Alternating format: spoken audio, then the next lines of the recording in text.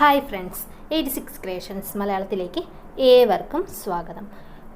ഓണമൊക്കെയാണ്, എല്ലാവരും പട്ടുപാവാടയും ബ്ലൗസും ഒക്കെ ആയിരിക്കും. കുഞ്ഞു പിള്ളേർക്കും പട്ടുപാവാടയും ബ്ലൗസൊക്കെ ഇടാൻ ഭയങ്കര കൊതിയാണ്. അവർ ഇട്ട് കാണുന്നത് തന്നെ എന്ത് രസമാണല്ലേ. പക്ഷേ ഒരു കാര്യം, എപ്പോഴും പാവാട ഊരിപ്പോവും. അതിനെന്താ ചെയ്യുക? അപ്പം അതിനുള്ള ഒരു ട്രിക്കുമായിട്ടാണ് നമ്മൾ ഇന്ന് വന്നിരിക്കുന്നത്. അപ്പം കുഞ്ഞു പിള്ളേർക്ക് പട്ടുപാവാട എങ്ങനെ ഊരിപ്പോകാണ്ട് അവർക്ക് എങ്ങനെ നല്ല നീറ്റായിട്ട് തയ്ച്ചു കൊടുക്കാമെന്നാണ് ഈ വീഡിയോയിലൂടെ നമ്മൾ പറയുന്നത്.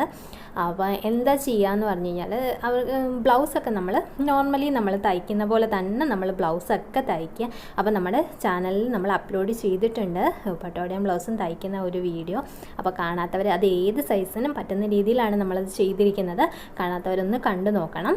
അപ്പം നോർമലി ഇതിപ്പോൾ ഞാൻ നേരത്തെ തയ്ച്ച് വെച്ചിരുന്നതാണ്, ഇതിൻ്റെ വീഡിയോ എടുക്കാൻ പറ്റിയിട്ടുണ്ടായിരുന്നില്ല. അപ്പം സാധാരണ നമ്മൾ തയ്ക്കുന്ന പോലെ തന്നെ നമ്മൾ തയ്ച്ചെടുക്കുക. ബ്ലൗസ് പാവാടയിലാണ് നമ്മൾ അതിനുള്ള ഒരു ട്രിക്ക് ചെയ്തെടുക്കുന്നത്. അപ്പോൾ എന്താ ചെയ്യാന്ന് പറഞ്ഞാൽ, നമ്മൾ സാധാരണ നമ്മൾ പാവാട തയ്ക്കുമ്പോഴത്തേക്കും ഇതേപോലെ ഇങ്ങനെ വെച്ചിട്ട് അരയുടെ അവിടെ പട്ടപ്പീസ് വെച്ചിട്ട് നമ്മൾ എന്താ പറയുക, ഹുക്ക് പിടിപ്പിക്കുകയാണ് നമ്മൾ നോർമലി ചെയ്യാറ്. പക്ഷേ ഇതിൻ്റെ കാര്യത്തിൽ വരുമ്പോഴത്തേക്കും കുഞ്ഞു കുട്ടികളല്ലേ, അപ്പോൾ ഇവരുടെ കാര്യത്തിൽ വരുമ്പോഴത്തേക്കും നമ്മൾ ഇതിന് പട്ട പിടിപ്പിക്കും. പക്ഷേ പട്ടയുടെ കൂടെ നമ്മൾ വേറൊരു കാര്യം കൂടെ ചെയ്തെടുക്കാനായിട്ടുണ്ട്. അപ്പോൾ അവർക്ക് നമ്മൾ ചെയ്യുമ്പോഴത്തേക്കും നമ്മൾ ഫ്രോക്കിനൊക്കെ നമ്മൾ കട്ട് ചെയ്യില്ലേ, അതേപോലെ തന്നെ നമ്മളൊന്ന് തയ്ച്ചെടുക്കണം. ഇത് കണ്ടില്ലേ, ഇതിപ്പം മുകളിലേക്ക് ഞാൻ ലൈനിങ് പീസാണ്. അപ്പം ഒരുപാട് കട്ടി ആകണ്ട എന്ന് വെച്ചിട്ടാണ് ഞാൻ ലൈനിങ് പീസ് എടുത്തത്. അപ്പോൾ ലൈനിങ് പീസ് വെച്ചിട്ട് നമ്മൾ സാധാരണ ഫ്രോക്കിന് ഒക്കെ നമ്മൾ തയ്ക്കുന്ന പോലെ തന്നെ, അല്ലെങ്കിൽ നമ്മൾ പെറ്റിക്കോട്ടിന് തയ്ക്കില്ലേ, പെറ്റിക്കോട്ട് അടിക്കുന്ന പോലെ തന്നെ നമ്മൾ ആ ഒരു പീസ്, ആ ഹാഫ് പോർഷൻ നമ്മൾ ഒന്ന് വെട്ടി തയ്ച്ചെടുക്കണം. എന്നിട്ട് ഇതുമായിട്ട് നമ്മൾ ജോയിൻ ചെയ്താണ് എടുക്കുന്നത്. കണ്ടല്ലോ, നോർമലായിട്ട് ഇതിപ്പം ലൈനിങ് ക്ലോത്ത് തന്നെയാണ്. ഒരുപാട് ആ തുണി വെച്ചിട്ടാണ് ഞാനിതിപ്പോൾ വെച്ചാൽ കുട്ടികളല്ലേ, അവർക്ക് ചൂട് പറ്റില്ല, അതുകൊണ്ടാണ് ഞാൻ ലൈനിങ് ക്ലോത്ത് എടുത്തത്.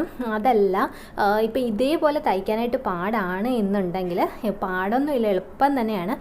അല്ലെങ്കിൽ ചെയ്തെടുക്കാൻ പറ്റുന്ന ഒരു കാര്യം എന്ന് പറഞ്ഞു കഴിഞ്ഞാൽ, രണ്ട് സെൻറ്ററിൽ നിന്ന് നമ്മുടെ അളവെടുത്തിട്ട് ഫ്രണ്ടിൽ നിന്ന് ബാക്കിലേക്ക് അങ്ങനെ ഒന്ന് തയ്ച്ചെടുക്കുക. ബെൽറ്റ് ഇടുന്ന രീതിയിലാണെങ്കിലും ഇട്ട് കൊടുത്താൽ മതി. അപ്പോൾ ആ ഹുക്കിൻ്റെ ആവശ്യമില്ല. ഇപ്പോൾ ഇത് കണ്ടോ, ഇവിടെ ഞാൻ ഹുക്കല്ല, ആ സൈഡിൽ ഞാനത് ജോയിൻ ചെയ്തിട്ടുമില്ല. അതുകൊണ്ട് തന്നെ അവിടെ എനിക്കൊരു വള്ളി കയറ്റാനായിട്ട് പറ്റിയിട്ടുണ്ട്. അതൊരു ഭംഗിക്ക് വേണ്ടി ചെയ്തെന്നേ ഉള്ളൂ. അങ്ങനെ ചെയ്യണമെന്നില്ല, ഞാനതൊന്ന് ചെയ്തെന്നേ ഉള്ളൂ. അപ്പോൾ ഇത്തിരി ഒന്ന് ഇറുക്കി നല്ല ഭംഗിയാക്കി ഇരിക്കുമല്ലോ എന്ന് വെച്ചിട്ടാണ് ഞാനതങ്ങനെ ചെയ്തത്. അപ്പം നമ്മൾ ചെയ്യുമ്പോഴത്തേക്ക് ഇതിപ്പോൾ ഞാൻ ഫുള്ള് ലൈനിങ് ഒക്കെ ഇട്ടിട്ടാണ് ഞാൻ ചെയ്തെടുത്തിരിക്കുന്നത്. ലൈനിങ് ഇടണമെന്നില്ല, ഇട്ടാലും കുഴപ്പമൊന്നുമില്ല. അപ്പം ഇതിപ്പം ലൈനിങ്ങുമായിട്ട് ഞാൻ ആദ്യമേ 2 ബോഡി പീസും അടിയിലേക്കുള്ള സ്കേർട്ട് പീസും കൂടെ നമ്മൾ സ്റ്റിച്ച് ചെയ്ത് ജോയിൻ വെച്ചാൽ നമ്മളത് വെട്ടി നമ്മൾ സ്റ്റിച്ച് ചെയ്ത് ജോയിൻ ചെയ്തെടുത്തിരിക്കുവാണ്. എന്നിട്ട് അതിലേക്കാണ് ഞാൻ ആ പാവാട പീസ് ജോയിൻ ചെയ്തെടുത്തിരിക്കുന്നത്. കണ്ടല്ലോ, ആ പാവാടയുടെ ആ പടി പീസ് ഉണ്ടല്ലോ, അത് അങ്ങനെ ജോയിൻ ചെയ്തെടുത്തിരിക്കുന്നത്.